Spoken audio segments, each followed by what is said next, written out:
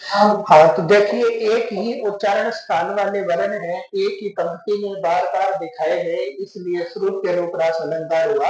ये उदाहरण आप अपनी कॉपी में लिख लीजिए बेटा। आगे दूसरे उदाहरण के विषय में बात करते हैं हम। आप अपनी कॉपी में लिखें। लिखें दारिद्र दशानन, दारिद्र दशानन दबाई दुनी दीनबंधु,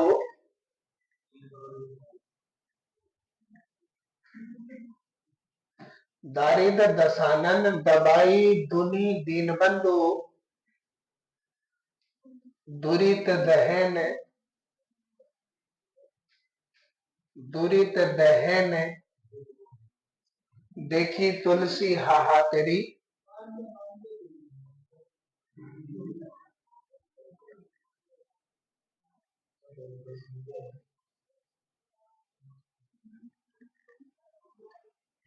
ये भी आपकी कवितावली से उठाया गया पद है।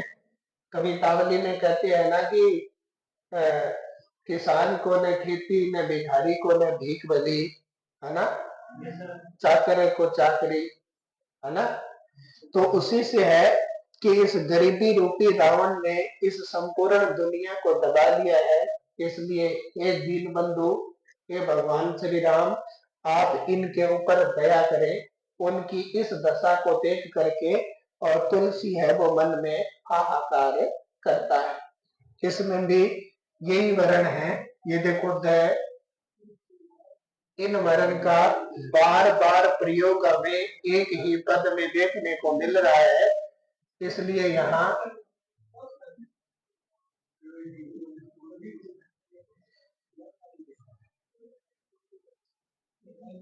इसलिए यहाँ पर भी कौन सा अलंकार है बेटा? श्रुत्य अनुप्रास अलंकार माना जाएगा। अब आज हेडिंग लगाने आगे लाठानुप्रास अलंकार। हाँ कोई बात नहीं, आराम से लिख ले बेटा।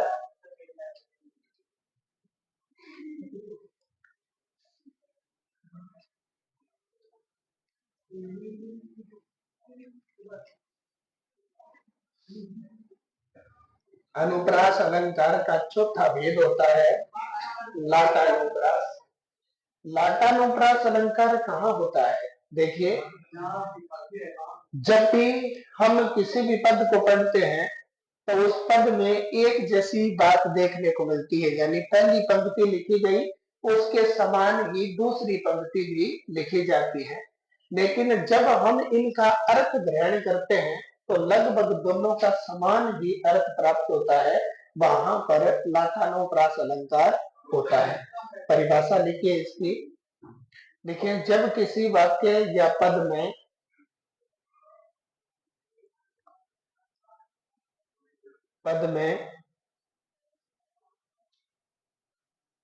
संपूर्ण शब्द, संपूर्ण शब्द या पद का जो का त्यों, टिक फॉर टैट, हाँ, जो का त्यों प्रयोग देखने को मिलता है,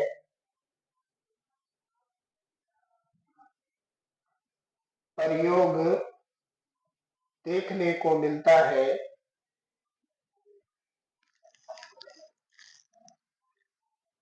एवं एवं अर्थ ग्रहण करने पर, एवं अर्थ ग्रहण करने पर, एवं अर्थ ग्रहण करने पर उसके अर्थ में, उसके अर्थ में कोई परिवर्तन नहीं होता है,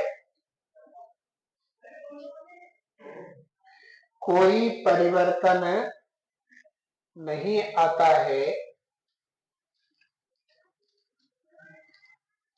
तो वहां कोई परिवर्तन नहीं आता है तो वहां लाटानोप्रास अलंकार माना जाता है। तो वहां लाटानोप्रास अलंकार माना जाता है। जैसे बड़े बुजुर्ग हमारे कहते हैं, क्या कहते हैं कि पूत सपूत तो क्यों धन संचय।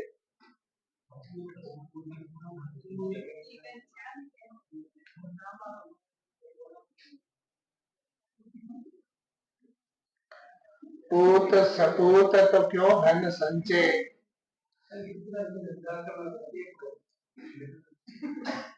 पूत कपूत तो क्यों धन संचय।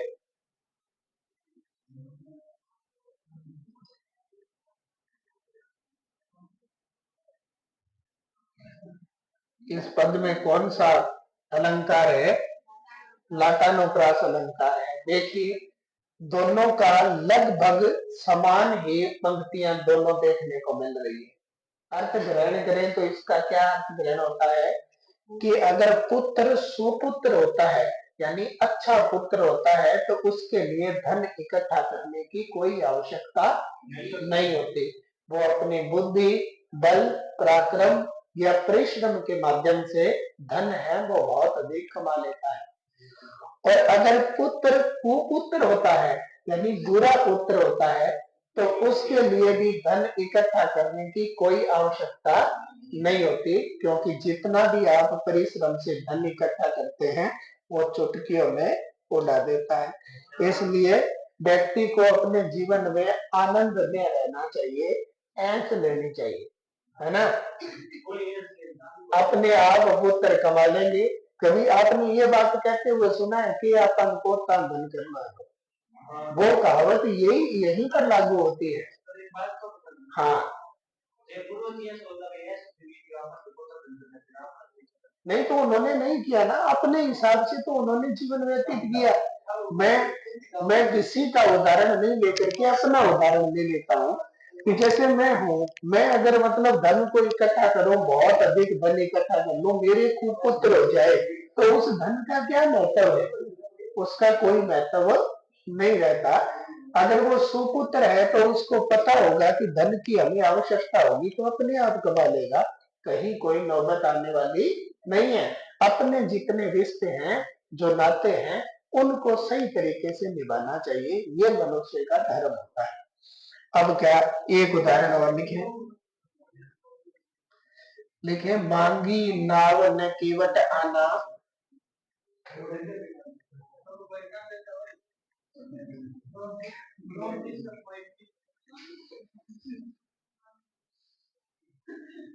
हाँ, मांगी नाव न केवट आना, मांगी नाव न केवट आना।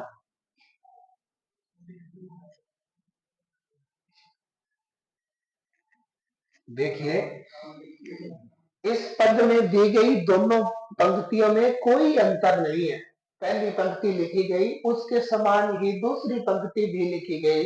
अब अगर हम अर्थ ग्रहण करते हैं तो अर्थ ग्रहण ये होता है कि जब भगवान श्री राम वन गमन की तरफ जा रहे थे तो केवट से नाव मांगी लेकिन केवट नहीं आया।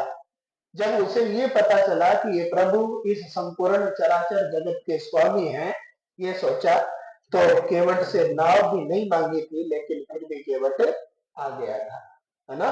भगवान श्री राम के साथ केवट का बड़ा वार्तालाप हुआ। आपने पढ़ी है क्या रामचरितमानस? नहीं पढ़ी तो मैं थोड़ी पंक्तियां आपको बता देता हूँ। और केवट ने आकर के ये कहा कि हाँ प्रभु कहाँ जाना है? तो उसने कह दिया कि हमें गंगा से पार जाना है ना, इसके बदले में हम आपको उतराई देंगे, मतलब किराया देंगे। तो उसने कह दिया कि देखो प्रभु बात यह है कि आपके पैरों की जो धूल है ना, इस धूल में इतनी क्षमता है कि पत्थर की शिला के आपके पांव अगर टकरा जाए, आपकी धूल लग जाए तो वो स्त्री बन जाती है। और जो मेरी नाव लुगाई बन गई तो मेरी तो कमाई ही इतनी है, मेरी तो कमाई इतनी है, मैं इतनी ही कमाई जानता हूँ और कोई कार्य जानता ही नहीं हो, तो मेरे तो भूखे बच्चे रह जाएंगे ना। 11 तो मेरा छोरी है, 13 छोरा है ना, 2 माँ बाप और है ना। ऐसे पहले हुआ करते थे, पहले के जमाने में इस तरह से हुआ करते थे, है ना। मेरे माता जी जो है वो 13 भाई बहन है। हाँ, तो ऐसे पहले हुआ करते थे। तो उन्होंने कह दिया कि तो आप तुम क्या चाहते हो, तो वो कहता है कि मैं पहले आपके चरणों को धोना चाहता हूँ, पहले आपके चरणों को धो लूंगा, उसके बाद में धूल चरणों के रहेगी नहीं, फिर आप नाव में बैठ जाना, मैं आपको पार उतार दूंगा। और भगवान श्री राम समझ गए कि ये मेरे पैरों को धो करके उसके पानी का स्वयं पान करेगा, अपने पूर्वजों को पान करवाएगा और अपने घर वालों को यानी पाप से प्रायश्चित करना चाहता है, पाप धोना चाहता है। तो भगवान श्री राम कहते हैं, सुनी केवट के वेल प्रेम लपेटे अटपटे, भी ऐसे करुणा है जान के सहित प्रभु। भगवान श्री राम माता सीता की तरफ देखने हंसने लग जाते हैं कि देखो वो देख मन मूर्ख बना है ना। मैं तो अगर कोई इसी आदमी में भी ना आई को तू मैंने कलेक्टर बना देगे तो वो ये कहे गुरु जी मेरे में तो क्षमता को नहीं, तो फिर बकरी क्या बनाने लग रही है ना। ये ये प्रसंग था बेटा। अन्य एक अलंकार हो गया, उस अलंकार का नाम है बेटा अनत्य अनुप्रास अलंकार।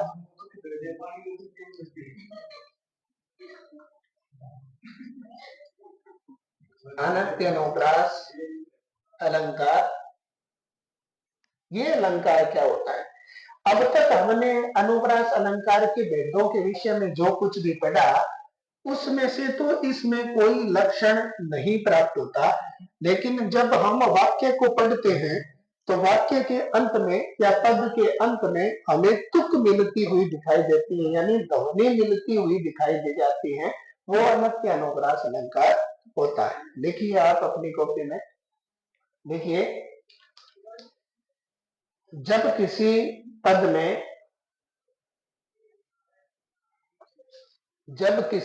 में उपरियुक्त, ये लिखना है उपरियुक्त, जो हमने अभी ऊपर पढ़े हैं, उपरियुक्त चारों वेदों में से, उपरियुक्त चारों वेदों में से तो कोई लक्षण प्राप्त नहीं होता है, चारों वेदों में से तो कोई लक्षण प्राप्त नहीं होता है, कोई लक्षण प्राप्त नहीं होता है, परंतु परंतु वाक्य या पद के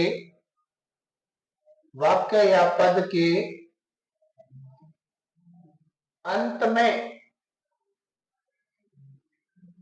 में तुक मिल जाते हैं, वाक्य या पद के अंत में तुक मिल जाती हैं, तो वहां तुक यानी ध्वनि को कहते हैं, वाक्य के अंत में ध्वनि मिलती हुई दिखाई है, क्या करें क्या, हाँ उसके अंत में जो तुक यानी ध्वनि मिलती है, तुक मिल जाती है, तो वहां अनंत अनुप्रास अलंकार माना जाता है। जैसे जितना भी हनुमान चालीसा है वो संपूर्ण हनुमान चालीसा अनंत अनुप्रास अलंकार के अंतर्गत आता है ना। पढ़ते हैं क्या आप, देखे तो जय हनुमान जय कपीस तिहु राम दूत अतुलित अंजनी पुत्र महावीर कुमति निवार कंचन वरण कानन कुंडल हाथ ब्रज ओ कांधे मूज शंकर सुवन तेज प्रताप विद्यावान राम काज प्रभु चरित्र राम लखन सूक्ष्म रूप धरी एक रूप धरी भीम रूप धरी रामचंद्र के लायस जीवन श्री रघुवीर रघुपति कीन्ही तुम मम प्रिय सहस बदन अस कही सनकादिक ब्रह्मादि मुनीसा नारद जम कुबेर दिगपाल जहाँ के कहाते तुम उपकार सुग्रीवई तुमरो मंत्र विभीषण माना जुग सरहद जो जन पर भानो प्रभु मुद्रिका में विमुख माई दुर्गम काज जगत की जेते राम दुआरे तुम रखवारे होत न आज्ञा विमुख तुम सब तुम्हारी शरणा तुम रक्षक पाहो को आपन तेज समारो आपे तीनों लोक आपके कांपे भूत पिशाच महावीर जगत नासे रोग हरे सब पीरा जप निरंतर संकट ते हनुमान छुड़ावे सब पर राम तपस्वी राजा और मनोरथ जो कोई लावे चारों जुग प्रताप तुम्हारा साधु संत के तुम रखवारे ऐसे सिद्ध नोन के दाता राम रसायन तुमरे पासा तुम्हारी भजन राम को भावे जन्म जन्म के दुख बिसरावे अंत काल जहाँ जन्म हरि और देवता चित में धरई संकट कटे मिटे सब पीरा जय जय जय हनुमान गोसाई जो सतवार पाठ कर कोई जो ये पढ़े हनुमान चालीसा तुलसीदास सदा हरि चेरा पवन कन्या संकट हरण मंगल मूर्ति रूप। ये जो बात हमने पढ़ी ना, ये संपूर्ण बातें किसके अंतर्गत आती है बेटा? अनंत अनुप्रास अलंकार के अंतर्गत आती है। तो उसमें क्या है? कौन? मैं तो राम दूत अतुलित बल धामा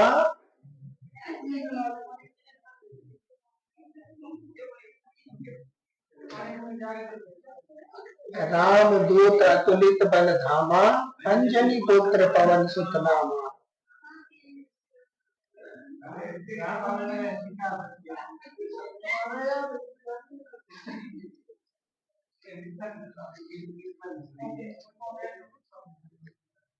ये देखिए, अब देखिए ऊपर धामा नीचे नामा। इसमें हनुमान चालीसा की कोई भी पंक्ति आप अगर लिखेंगे ना तो वो इसके अंतर्गत आती है। तो मैं इससे अलावा लिखा देता हूँ, ये तो आपको आता ही है ना? ये एक दो लिखा है। चलिए फिर लिखाता हूं मैं। धीरज धर्म मित्र अरु नारी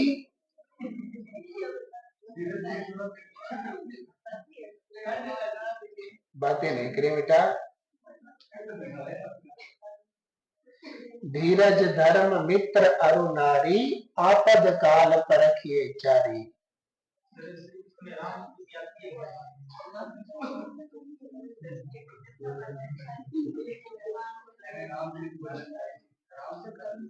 नहीं, मैं रामचरितमानस को पढ़ता हूँ, मंदिर पे भी पढ़ता हूँ मैं। हाँ, मंदिर पे पढ़ता हूँ मैं। हाँ, तो धीरज धर्म मित्र अरु नारी आपद काल परखिए चारी। देखिए कि ये चारों है ना, उनको विपदा के काल में परख करके देखना चाहिए कौन तो अपना है कौन पराया है। एक तो धीरज यानी धैर्य, हमारे अंदर जो धैर्य है। दूसरा अपना धर्म सनातन उसको, और एक होता है मित्र। अब मित्र में दोनों आते हैं है ना, बीएफ और जीएफ दोनों आते हैं। अब इनको परख करके देखना चाहिए। अरु और नारी यानी स्वयं की पत्नी को परख करके देखना चाहिए। कब? विपदा काल के समय तब पता चलता है कि कौन तो अपना है और कौन पराया। अब अपने का मतलब क्या होता है? अरे सुन ले भाई मनीष, सुनो सुनो सुनो सुनो। देखिए अपने का मतलब क्या है? अपने का मतलब ये होता है जो गलत रास्ते पर चल रहे हैं उसको हाथ पकड़कर सीधे रास्ते पर लाए, ये होता है अपना। ये नहीं है कि हम किसी की यादों में नशे काटते हैं, वो अपना नहीं होता, वो तो दिखावा होता है। वो दिखावा नहीं करना, शास्त्रिक प्रेम करना, है ना ये। हाँ आप, हाँ ये लिख लिया क्या बेटा? एक उदाहरण और दिखा देता हूँ, बहुत प्रसिद्ध है।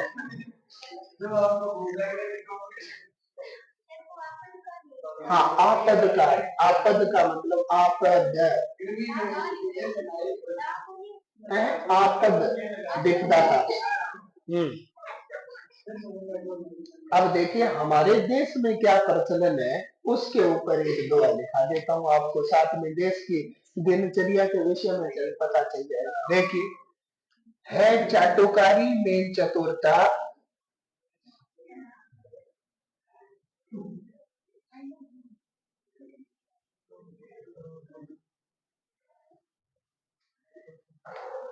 है चाटुकारी में चतुरता, कुशलता छल छदम में,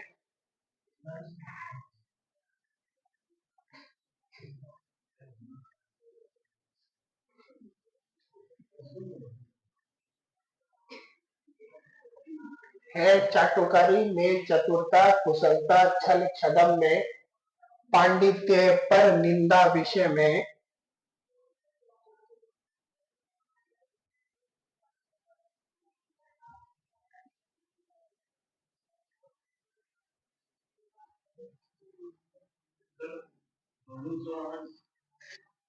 काटते उसको।